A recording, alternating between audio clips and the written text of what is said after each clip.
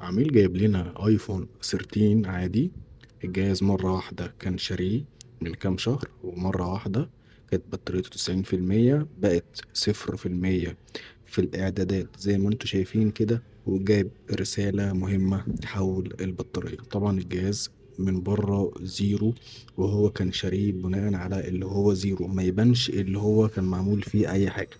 ولكن طبعا للأسف الجهاز كان جايب 1% ومش عاوز يشحن ومش بيزيد في الشحن، والجهاز كان كل شوية بيرستر. وده بيبقى بسبب إن الناس بتغير بطارية وبتركب فلاتة اسمها فلاتة الجي سي. دي بترفع نسبة البطارية وبتلغي الرسالة اللي بتبقى موجودة في الإعدادات علشان ما يبانش اللي هو مغير حاجة. والناس بتقفل الأجهزة بمادة لزق أو بمادة غيرها اسمها ووتر بروف، علشان خاطر الجهاز ما يبقاش منفس هواء إطلاقا. وهو ده اللي بيخلي الأجهزة تبان اللي هي ووتر بروف، علشان المحل أو التاجر يعرف يبيع الأجهزة كأن الجهاز ما اتفتحش أول مرة. دلوقتي احنا بنفتح الجهاز عشان خاطر نغير البطارية، لأن مشكلة الريستارت اللي ظاهرة دي بسبب البطارية وبسبب فلاتة الجي سي.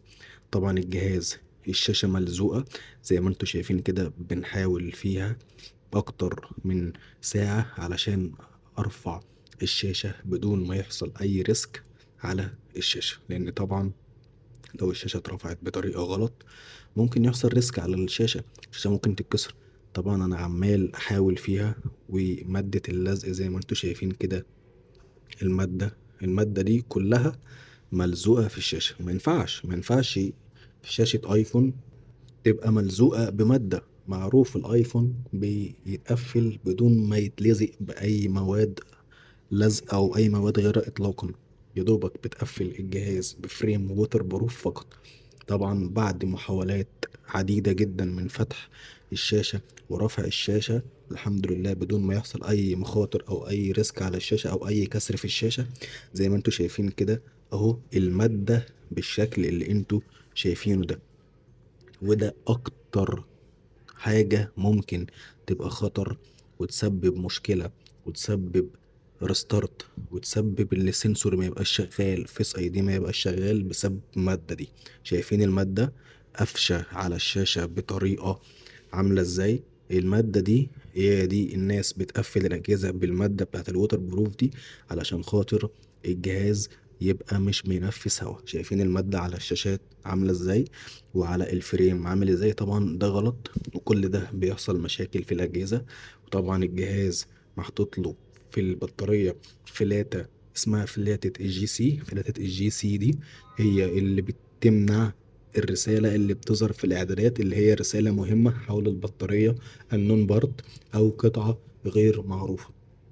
وطبعا أنا وضحت قبل كده بدل مرة كذا مرة، يا جماعة لما تيجوا تغيروا بطاريات غيروا بطارية تكون أصلي كباستي 100%.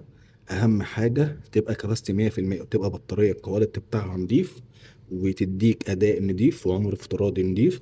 أهم 100 مرة من اللي أنت تركب قطعة في الجهاز بالشكل ده بالمنظر ده ما ينفعش. أولا ده هيسبب مشكلة في الجهاز، يخلي الجهاز يحصل فيه أضرار كتير جدا، يقف على لوجو أبل، يخلي الجهاز يرستر زي ما انتوا شايفين كده. ده الجهاز أصلا جاي بيرستر ومش بيزيد على الشاحن بسبب الفلاتة اللي هي راكبة دي. طبعا احنا بنقفل الجهاز بفريم الووتر بروف اللي انتوا شايفينه ده، وبنركب بطارية أصلية كباستي 100% بدون أي فلاتات زيادة خالص.